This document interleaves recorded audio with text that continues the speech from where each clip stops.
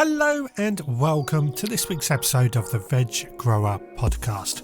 My name's Richard and I want to encourage and inspire you to grow more of your own food in whatever space you have available. And I do this by sharing exactly what's going on in my own allotment and my own kitchen garden here in Littlehampton on the south coast of the United Kingdom. I've been growing my own food for over 30 years, but I still learn something new every single day. Now, coming up this week, it's time for our monthly visit to Mark from Buzz into Beekeeping. We also have been out in the kitchen garden where the spring tidy up has begun. But before all that, we head down to the allotment where one of the most important jobs of the season has begun.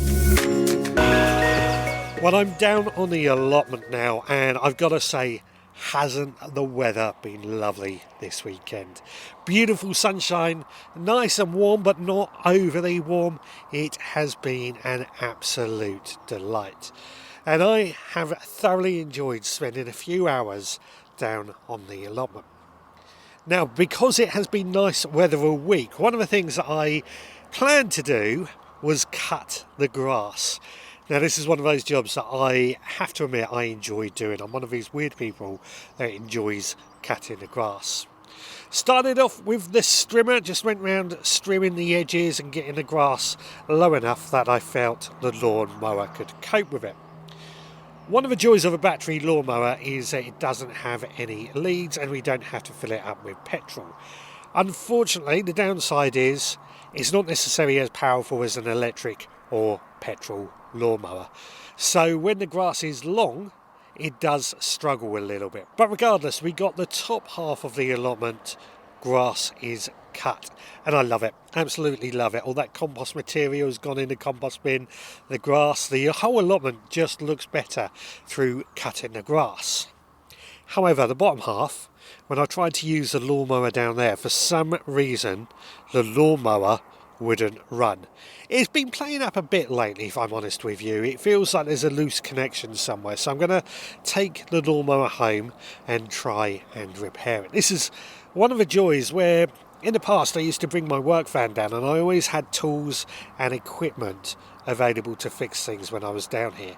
Now I don't have that. I'm having to take things home, or I'm going to have to think about bringing tools down to fix the lawnmower. So I couldn't continue on with the lawnmower, but it brought it up to the next, or rather the most important job that I wanted to do today. I always try and plant my potatoes around St. Patrick's Day, which we celebrated just the other day. And this felt like the right weekend to get my potatoes in, or start to get my potatoes in. Now, in the past, I would plant all of my potatoes, which is 8 varieties this year, in one go on the same day and get them done. One of those jobs that is quite important. Potatoes are a staple, but it's a very boring job when you do it all in one day. So what I decided to do is I'm going to spread this out across a few weeks, which I believe is how many people do it. So I only planted in my variety of rocket potatoes in the bed. Now I planted these directly in the ground. As you know, end of last year I sowed green manures in these beds, and these green manures are specifically designed for potatoes. They fumigate the soil, clear out any wireworm, and they do a lot of good. About 6 weeks ago, I cut down all that foliage and I let that rot down on the ground. And today, all I did is I dug a hole, sprinkled in some potato fertiliser. Potatoes are a very, very hungry plant, so they do need quite a bit of feed. So I added in some potato fertiliser, backfilled the hole, and then I've covered them over with compost. Once the potatoes start showing through, we'll of course cover it over, of course, with straw as well, just to mulch them a little bit better. Now, this variety of potato, being rocket, is a first early variety, so it should be ready probably around June time. We should be able to start harvesting some of these potatoes, so I'm looking forward to that. Now, my plan is that These are the first early potatoes. We're going to carry on sowing each week all the different varieties, starting with the first earlies, the salad potatoes, and of course the second earlies and the main crops. Main crops of course need a little bit longer in the ground, so we want to make sure they get that as well. I'm kind of intrigued to see how much this differs from my usual way of planting out my potatoes, in which we do it all in one go. Will it make any difference? I don't know, but we will find out. It certainly feels like it's less stressful trying to get it all done in one go. Now, other than that, it has just been the general tidy up, making the most of the warm weather while we can. The soil isn't parched, it's not dry, but I did give the potatoes and my garlic and my onions a bit of water just to make sure they got plenty in the soil. Of course, many of these have also been mulched with straw, so they're holding on to that moisture quite well. But I just want to make sure that they will have plenty of moisture in the soil regardless. So it's been a very, very productive weekend. I'm pleased to say that now spring is here, we really are starting to get plants in the ground and starting to grow more of our own food. It's really exciting, I've got to say. I'm really pleased, I'm really happy. Just wish the lawnmower worked and then we could have got the grass cut and that job completed. Maybe next week. Anyway, it is now time to head on home, but in the meantime, let's find out what's been going on in the Supporters Club this week. Well, I think you know what I'm going to ask at this point in the podcast. If you've enjoyed this podcast, then please rate and review on your podcast provider. It only takes you a few seconds, but it means well to us, and it helps us get found by more people who might also be interested in learning more about how to grow their own food. But not only that, if you are enjoying this podcast and you want to help support the work that we do and keep this podcast running, then please consider becoming a member of the Veg Grower Podcast Supporters Club. For just £5 a month, you get access to extra behind-the-scenes podcasts that give you more of an idea what's going on here at the Veg Grower Podcast HQ. Added to that, once a month you will also receive through the letterbox our monthly seed pack, and that seed pack contains a collection of seeds that I have carefully chosen to be sown in that very month. And along with the seeds you'll also get a copy of our mini newspaper, which gives you a few instructions on how to grow those seeds and a few jobs that you can tick off for that month as well.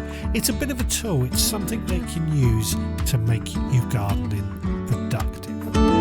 Now, as an example, a couple of the seeds that we have sown over this last week have included tomato and spinach. Two vegetables that are commonly grown, they're fantastic to grow as well, and they have been included in March's seed pack. If that sounds like something you would be interested in, then please head to the veggrowerpodcast.co.uk to find out more and sign up. We would love to have you there. Right, let's get back to the gardening. Well, I'm back in the kitchen garden and making the most of this lovely weather this weekend. I have started the spring clean-up in the garden. Now, this warm weather can lead you into a false sense of security. I remember a few years ago, there was people planting plants out at this time of year because the weather was nice. And we're talking the plants like our tomatoes and so on. It's not the time of year to be doing that.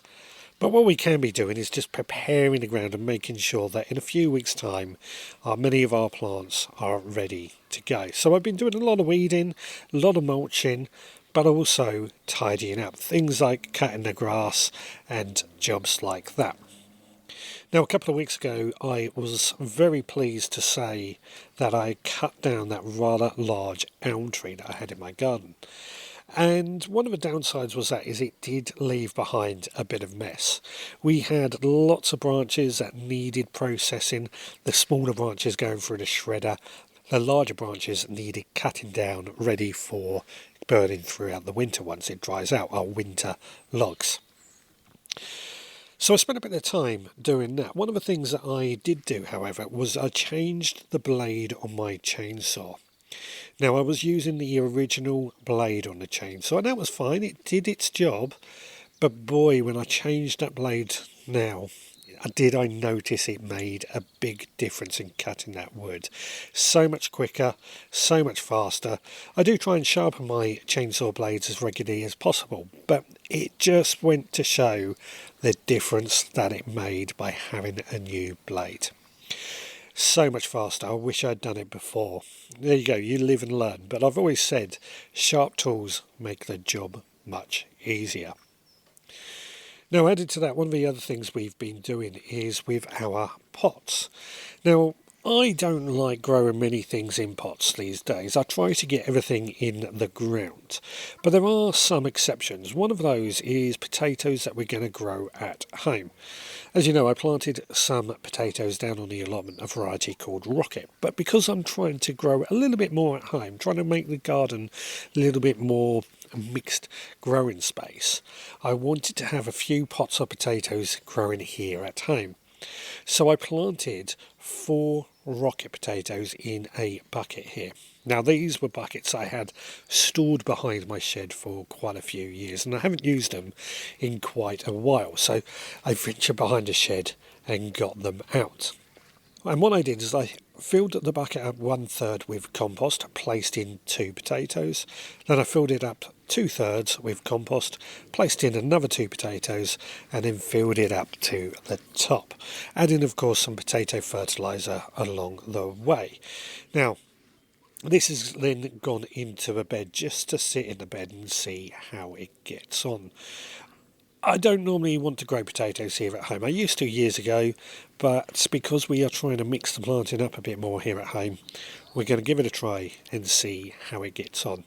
The salad potatoes particularly, I'm looking forward to growing here at home this year as well. Now, added to that, other plant pots have needed attention. Now, out the front of my garden, last year we had our driveway replaced, but before our driveway was replaced I had a huge collection of plant pots out the front, just growing things like fruit trees and bushes, and it did very well. I have to say, it did do very, very well. But we had quite a large collection of them, and the pots that I was using, some of those were very, very old, and they had holes in them, there were bits missing, they just looked dated. And since having my driveway replaced, I've not really wanted to make it look ugly. I've wanted to really try and maintain the look of, well, a new driveway, a good looking new driveway.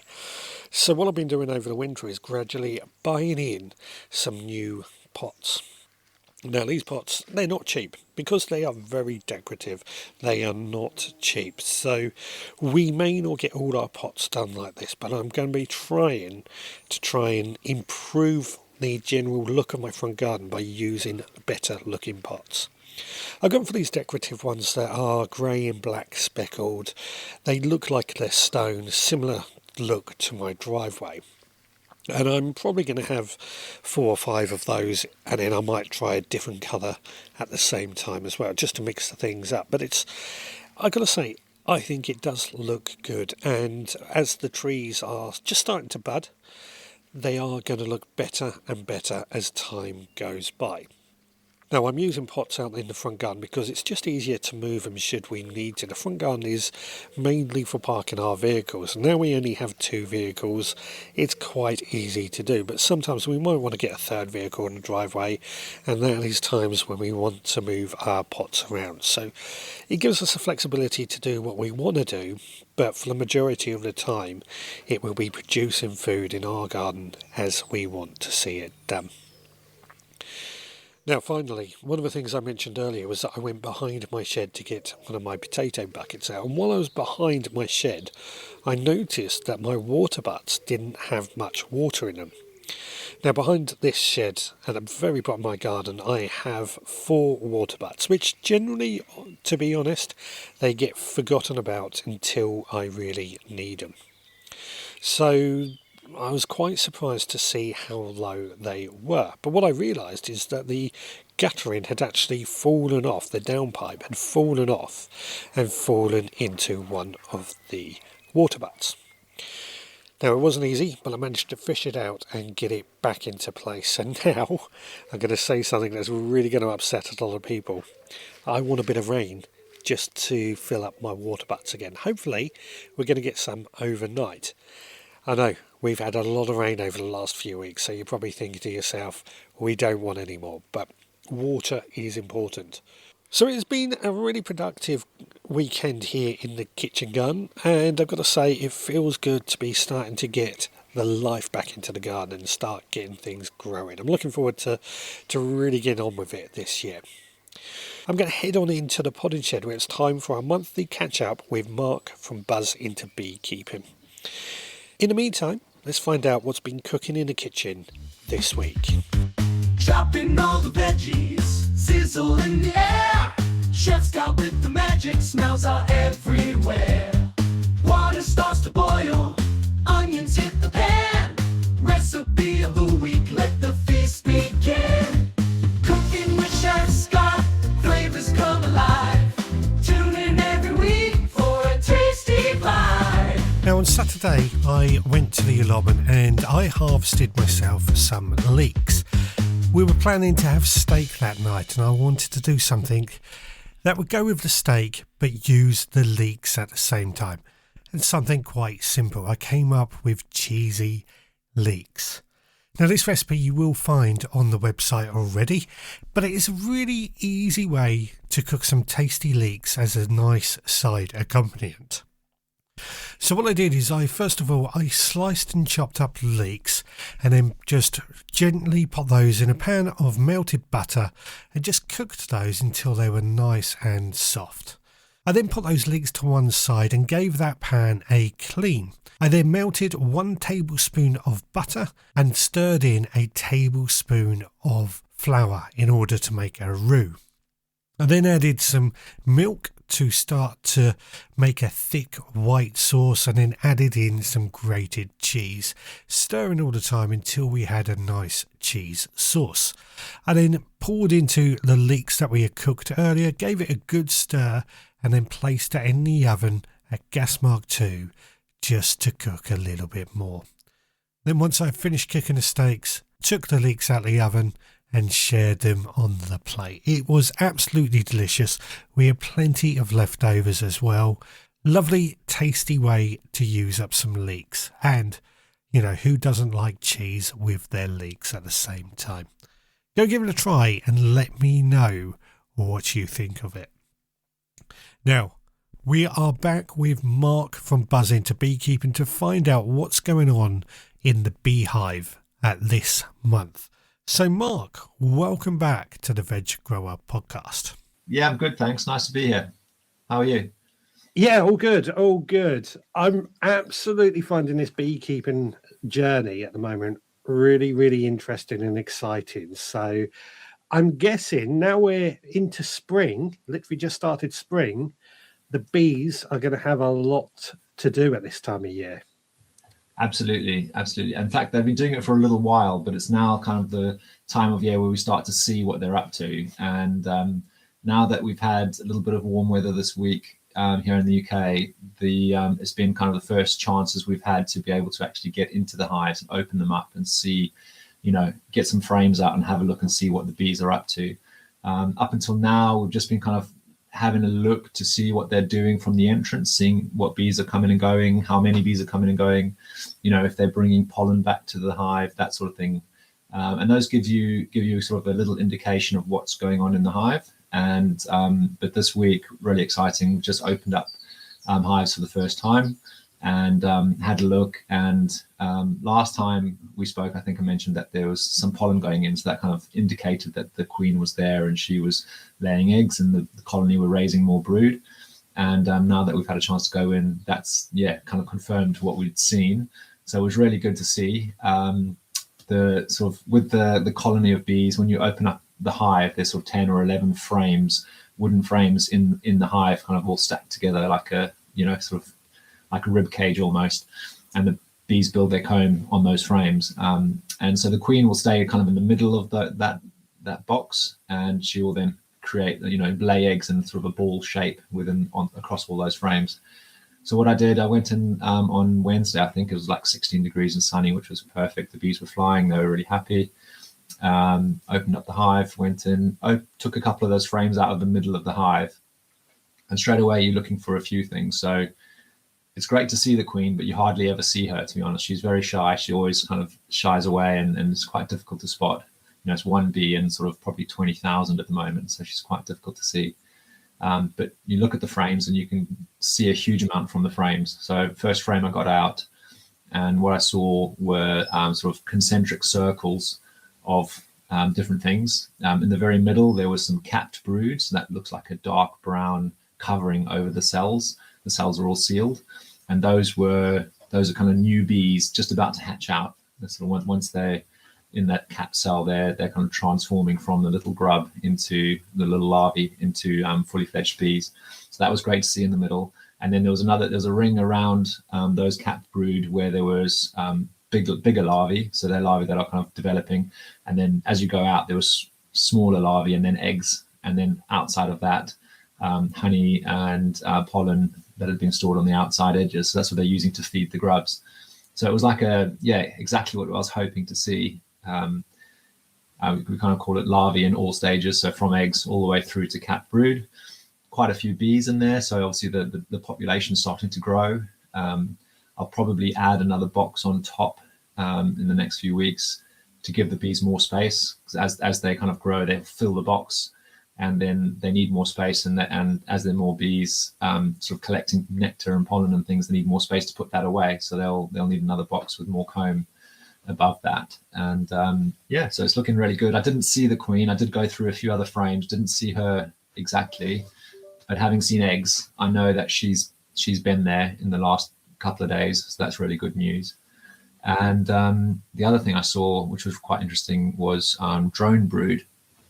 So on one of the frames, the bees had actually made comb, which was slightly bigger cells than normal.